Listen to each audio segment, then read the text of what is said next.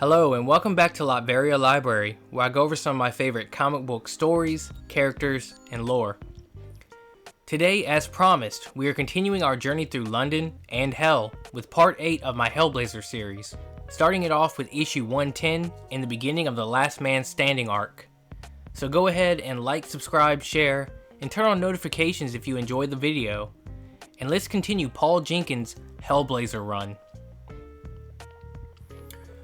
Where we last left our favorite con man, he was told it was up to him to save the world once again, which led him to a bottle of Johnny Walker and to the bed of a nosy American reporter.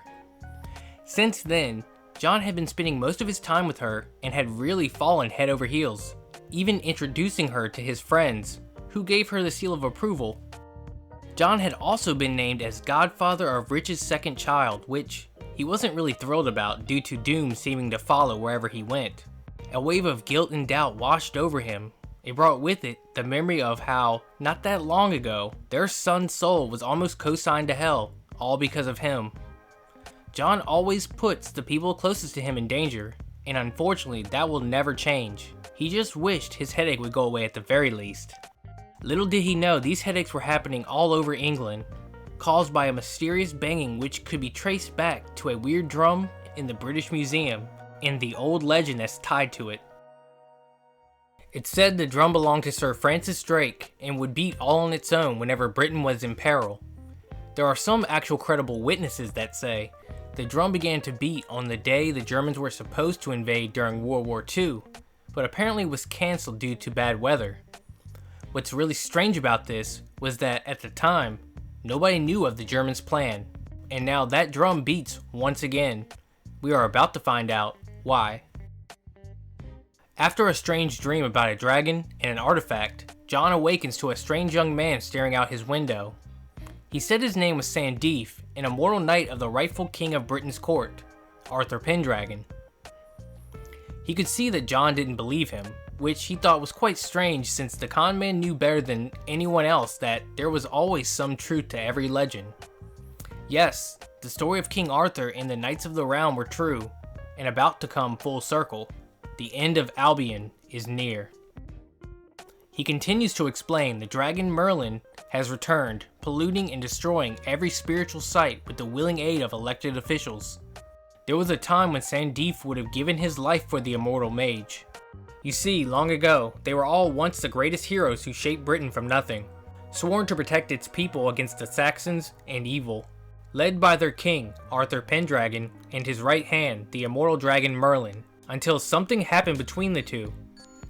Merlin claimed Arthur had stolen from him and the rest of the knights, but Arthur argued that they were blessed with eternal life and had no right to claim ownership of anything. Greed had torn the heroes apart, causing Arthur to leave not long after and hasn't been seen since. Nor had Merlin really, thinking he had died. But now he's back, and the knights need a king, someone to lead them in this fight. They had heard of Constantine, and figured he would have some connections that could help them with this. John thinks it over for a bit, considers all the ramifications of his choice. A few years ago, he would have just jumped at the chance without thinking, just for the adrenaline rush he would get from it. But now he's older, with more to lose. He has a responsibility to his friends, girlfriend Danny, and godchild. So really there was only one answer, wasn't there? He said to not let the door hit you on the way out, and begins pushing Sandif out the door. But while doing this, something rushed past the con man. Apparently Sandif's brother, who they call Lightfoot, who needed not the use of a road, for he was so swift that he could run across treetops, had been staying with John for weeks, watching, seeing if he was the right one to help the knights, and he believed he was. John sighed and thought about the dreams he's been having about the dragon. How vivid they were. And he also had to admit, he was curious. Once again, the con man just couldn't help himself. One day maybe he would learn not to stick his nose in every magical crisis. But today, he said he would see what he could do. He headed to an old friend of his named Dez.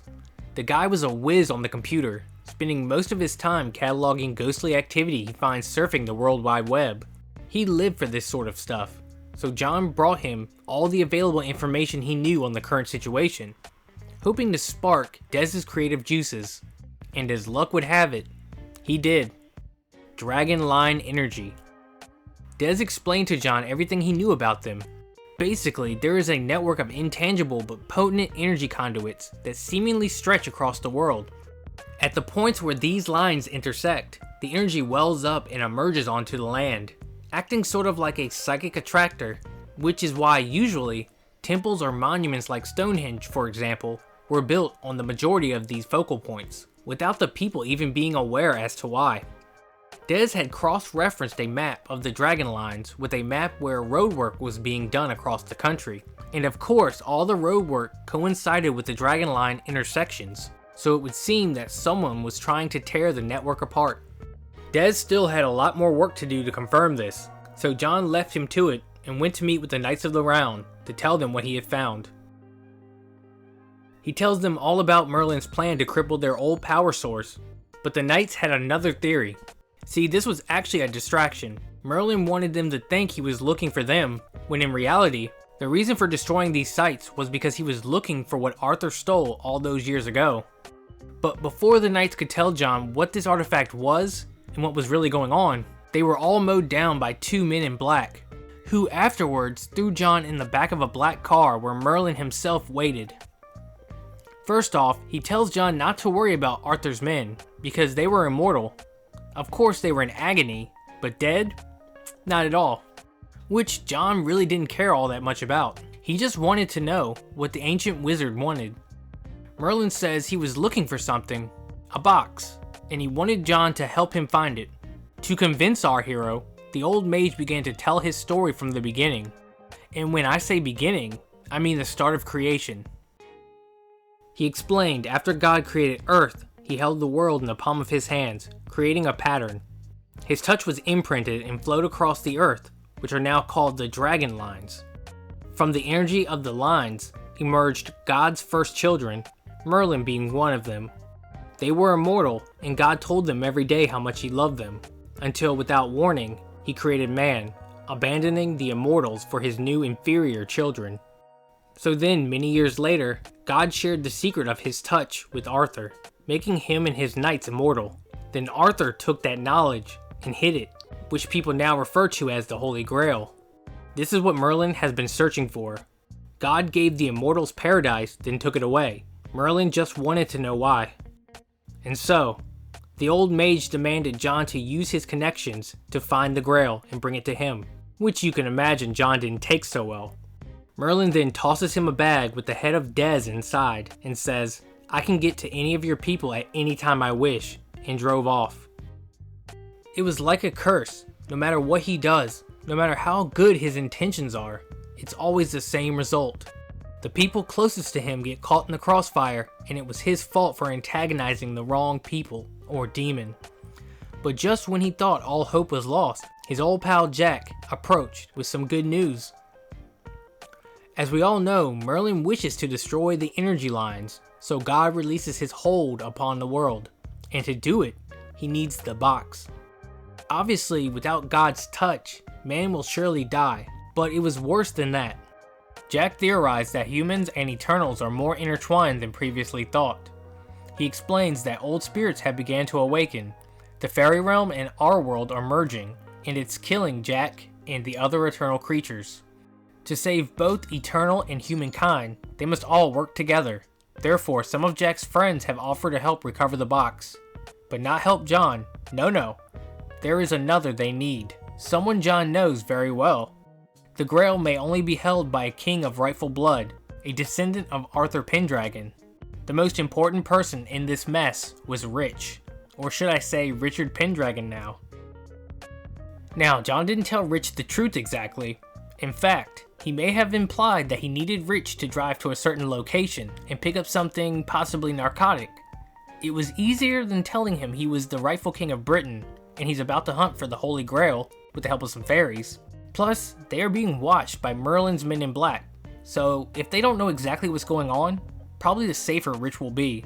The poor bastard had no idea how important he or this task really is. Rich and his stalkers in black arrive at the location. The estate seemingly looked as if nobody had lived there in a while. The front entrance was covered with overgrown plants, but then on the other side, those overgrown plants began to form into roses. They were everywhere, all over the front gate leading up towards the estate, where a man stood in the entranceway with a lit torch. The man said his name was Nab, and was Rich's humble servant. Nab was surprised that Rich hadn't visited here before. After all, this was where man first crossed over to the fairy realm, but unfortunately the man was not ready for such a place, and eventually was lost, disappearing into flames as high as a chimney pot. Of course, Rich heard none of this story, too preoccupied with how horrible his drink tasted. Nevertheless, Nab led his highness to a path behind the estate. He said it would lead him to an alehouse, and to the person he was here to see.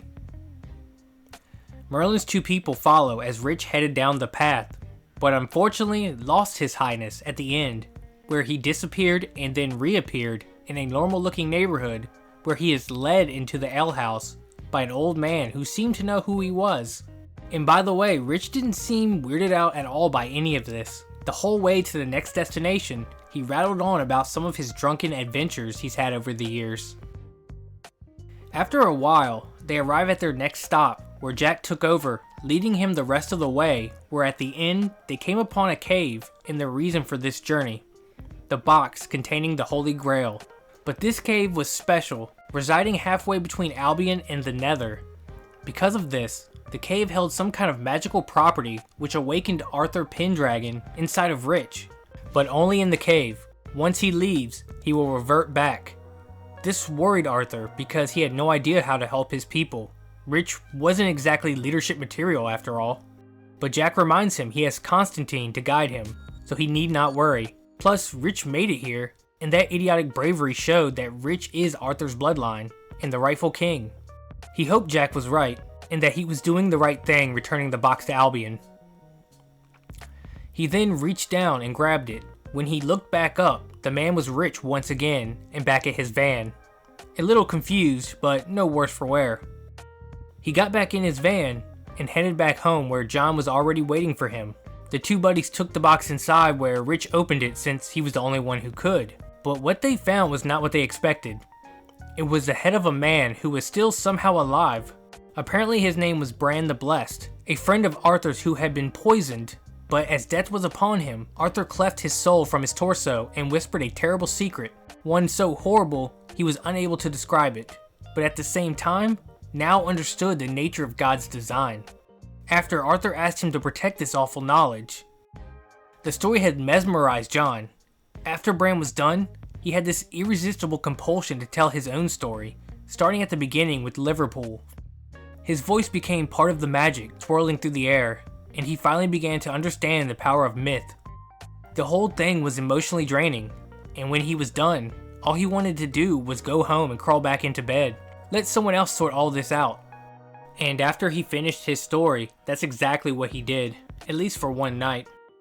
He returned to his own place where Dany waited in bed. John gave her a passionate kiss and decided to share secrets with her, the frail parts of himself he had never shared with anyone. Dany began to cry and asked why the intensity, why now? But John never answered. He just laid there in silence with his arm around her. It was the only way he knew how to say goodbye. He wished he could tell her what he's about to do now, instead of when it was too late, but passes out from exhaustion, where he begins to dream about Arthur Pendragon. They meet in front of a cave where he will take the box and confront the dragon. Our hero broke down right then and there, and confessed. It was too much. The knights asked too much of him this time. He would be putting everything he's gained recently on the line. He didn't want to lose Dany most of all. But Arthur, or whoever, says that is why he must be the one to confront the dragon. He then continued, "Do not be afraid of Merlin. Try to understand him. The way to do this, you must take your biggest piece of fear and lay it before him. He will want it, and afterwards you will know what to do." But 2 days later, and John still had no idea what to do or say to the dragon. It was up to him to save 2 worlds, and the only possible way to make sense of it all is maybe confide in those closest to him. And so, for the first time since this series began, John told the truth, all of it, and didn't stop until he got it all out. John hoped it made sense, hoped they could understand. But I guess it would be hard for anyone to wrap their heads around the wizard Merlin threatening to kill all of them if John didn't bring him the Grail. But even if John does, it's the end of the world anyway. The mood became very tense after he was done. No one spoke, but you could feel it, see the anger in their eyes. John waited for anyone to say something, but what cut the silence was Rich's brother slapping his son across the face. A fight broke out between the two, and John had some terrible comment which made Rich turn his attention and sock our hero in the face. After, to make matters worse, he got into an argument with Danny. So now he's alienated all his loved ones, which is kind of what he wanted, in order to accomplish this mission and save the world. We fast forward about a week. It's the day John will deliver the box. The drum had suddenly stopped beating, and he still hadn't heard from his friends. They've all seemingly scattered and went their own ways, like John was somehow the glue that kept them all together. He tells himself it's for the best, but he's dead wrong. Our hero arrived at the meeting point. Before John was even out of the car, Merlin said he had something he wanted to show him. The stopping of the drum had made Merlin nervous. Suspicion of John living up to his reputation had worked its way to the front of his mind, and so, he made sure whatever the con man was planning, it wouldn't work. He guided John to a room where a bloody Rich was bound with a rope hanging from the ceiling, while his wife and Danny were bound to a man-sized cross. Behind them, his son laid on a table next to his father. All the hurt John's caused himself and his friends was for nothing. His greatest fear has come to pass. The evil old mage was going to kill everyone he cared about, which is exactly what Constantine was counting on. This was partly what he told everyone a week ago, but not why they distanced themselves, or at least why Danny didn't. She wanted to shoulder this burden with him. She wanted him to know that he didn't have to go through any of this alone, which afterwards he pushed her away. He tells Merlin to go ahead, which the immortal figured was a trap. Did John really expect him to believe he wanted his friends to die? Not at all. In fact, our hero figured Merlin would know better than anyone else what it feels like to lose everyone you've ever cared for. Nothing compared to that emptiness in your gut when you're the last man standing. Constantine has felt that pain for 15 years. So no, he didn't want them to die. But maybe this wasn't just about him. Maybe the fight to save the world involved them as well. Merlin felt insulted. This mortal was trying to compare what little he's lost to an immortal mage who had literally lost the entire world. But unlike Constantine, Merlin was moments away from getting it all back. So John threw him the box like he wanted, only it wasn't exactly what he thought. God knew Merlin would go hunting for the secrets of the world. The power was too much to resist, therefore poisoned the box. But wait, there was more. Remember Bran the Blessed, the one entrusted with the horrible knowledge of creation? Well, John had actually cooked him up in a big pot of stew, Bran's idea by the way, and fed him to his friends. This was the other part of what John confessed earlier and why the majority of them were all upset with him. Not the only reason, of course. As I said before, Danny was more upset that John wouldn't share the burden of all this with her. But anyway, they all now shared part of the knowledge entrusted to Bran, like some kind of weird fucked up puzzle. This also meant if Merlin had killed one of them, that energy would have been released all at once. The blast would have been felt by every fairy creature from here to Australia, including Merlin, who was the closest. He would have taken the brunt of it, more than likely killing him. And so John told him if he ever came near him or his mates again, he will release that energy, wiping the old mage from the face of the earth. As usual, John has outsmarted his enemy once again, but there was still the question as to why God would make this power so lethal to his own children. Why would he betray the ones that served him so well? When just then, the one person who may have the answer to this question walked in. Arthur Pendragon had come out of hiding not to gloat, but to ask for Merlin's forgiveness. You see, Arthur had been favored by God. He was first gifted eternal life, then Albion, and finally the box. After that last gift, at the time, Arthur had thought that maybe he was to prove himself worthy as Merlin, but unfortunately he could barely hear God's voice. Most of the time it was so unclear he would have to infer the meaning of his message. Which is when Arthur decided to seek the wise counsel of his old friend, and that's when God's eagerness betrayed him. The king realized then and there that the creator wanted Merlin to open the box because he wanted his first children to die. All this time, Merlin had thought he had been betrayed by his good friend, when in reality, he was protecting him. And all of it was because God deemed the Eternals too perfect. They too closely resembled their father in almost every way, and he was jealous. Therefore, he wanted to rid the world of his mistake and have Arthur take the fall. Even though Merlin had been a complete prick, John couldn't help but feel sorry for the guy. Really, his and the rest of the Immortals' only mistake was being a too perfect copy of their father, and because of it, lost an entire world. It made our hero wonder when it was humanity's turn. When will the big man get bored or think of them as too imperfect? But he guessed there's no sense in dwelling on it. In the following weeks, the paper read like something out of a science fiction novel. Constant reports came in of miraculous events taking place all over the country and its people. It was like the country took a break, forgot all about their worries for a little while, except for John. The guilt of Daz's death still hung over him like a dark cloud, and because of it, once again he pushes away those closest to him. Still learning nothing from the past month, he broke up with Danny, for fear she would be next. But on the bus, he remembered what she said about how he didn't have to shoulder the burden of the world on his own, that he could share the weight of it with others. And maybe everyone didn't need protecting. Maybe it was their fight as much as his. After, he meets Danny in front of her place, where she socked him in the jaw, then gave him the biggest hug he has ever had. And this is the end of the Last Man Standing story. For the most part, this was a pretty stereotypical Hellblazer arc, but what I thought was really interesting was watching John realize after all this time that maybe if he reached out to the people who love him, they would help when he needed it the most, because he alone isn't responsible for saving the world. He isn't Superman after all. And I think sometimes we forget that John is a pretty normal man with some knowledge of magic. But anyway, for now, I want to skip a few one-shot issues until we get to 121. This arc, we actually have a new artist, Warren Pleece, taking over for Sean Phillips, which I must say, as much as I love Sean Phillips' art, he is one of my favorite artists after all. I'm really digging Warren's indie gritty, almost cartoonish style. It really fits the vibe of current Hellblazer in my opinion. But okay, I've rambled enough. Let's now get into Up the Down Staircase. It's Thanksgiving. John and Danny are on their way to her family's place just outside of New York.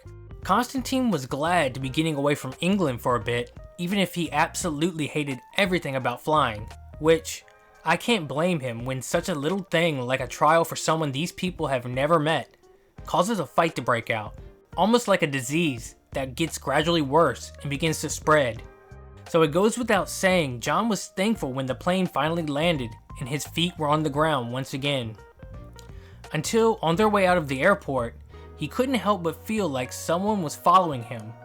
Unfortunately, when he turned around, nothing was there, but he could still feel that dark, familiar presence all the way to the city, where things got even weirder. New York City seemed almost like it was abandoned.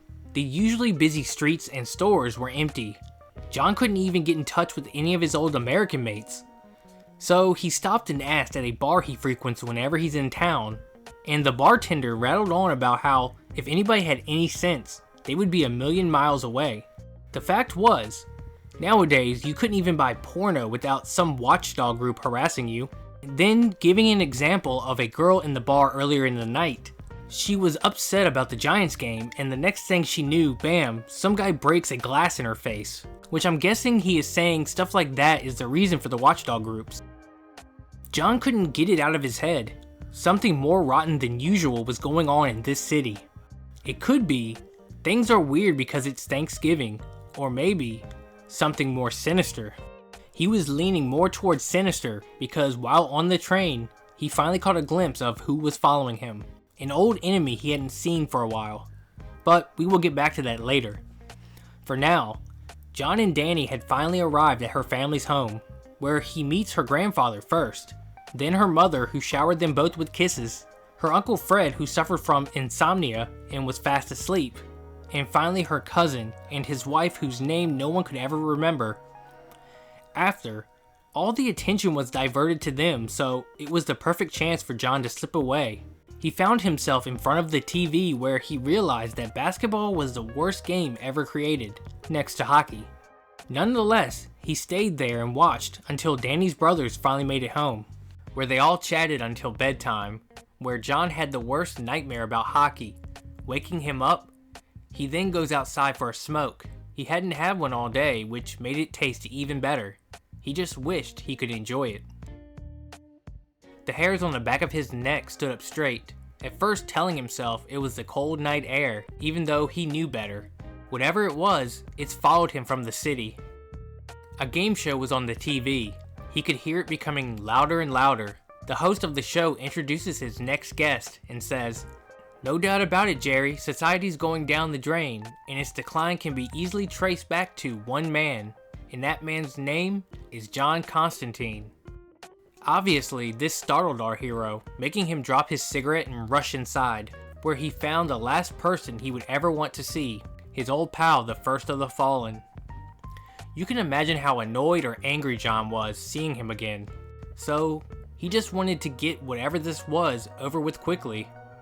But it was hard to explain. It was easier if the First just showed him. He zapped our hero with the TV changer, transporting him through multiple channels, until the First found the one he was looking for, a boxing match, where he thoroughly enjoyed watching John get pummeled over and over again by Satan.